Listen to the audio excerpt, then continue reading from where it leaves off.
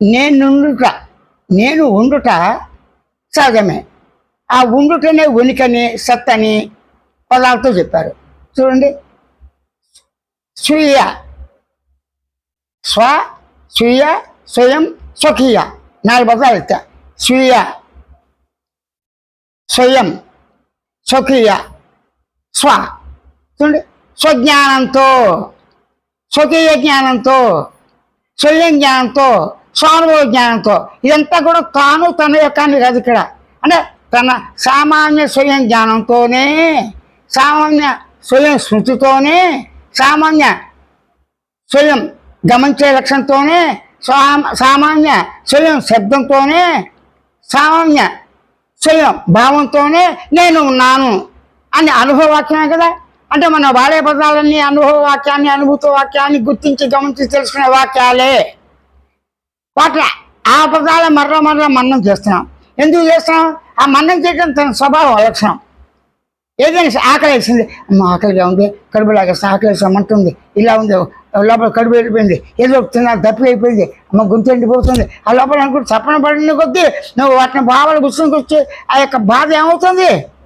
ఎక్కువ అవుతుంది. మిగతా బాధలు ఉన్నా లేకపోయినా వాటి ప్రశస్తి వస్తుందా?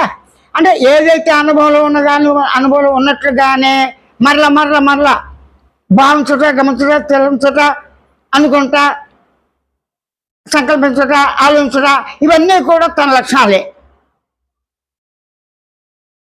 స్వనిర్ణయంతో, స్వీయ నిర్ణయంతో, స్వకీయ నిర్ణయంతో, స్వకీయ బుద్ధి నిర్ణయంతో, స్వకీయ మనోనిగ్రహంతో, స్వకీయ మనోనాశం, స్వకీయంగా తను తానే మనసు అవగాహనతోనే తాను గుర్తించి గమనించి తెలుసుకుంటుంది.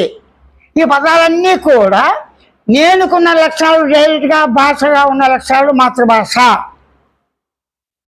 ఇదే మాతృభాష. అయితే మాతృభాష అంటే ఏంటి? పుట్టిన చోటు అక్కడ, అది కూడా వస్తుందిగా. ఈ శరీరం పుట్టిన చోటు ఎక్కడుంది?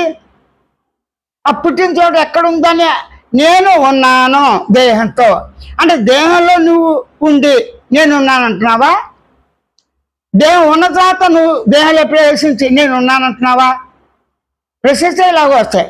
ఇవన్నీ అవసరమా మనకి? నేనున్నాను, నా దేహంగా ఉన్నాను, నా దేహాన్ని నేను అనుభవిస్తాను, ఇవన్నీ అవసరం లేదుగా.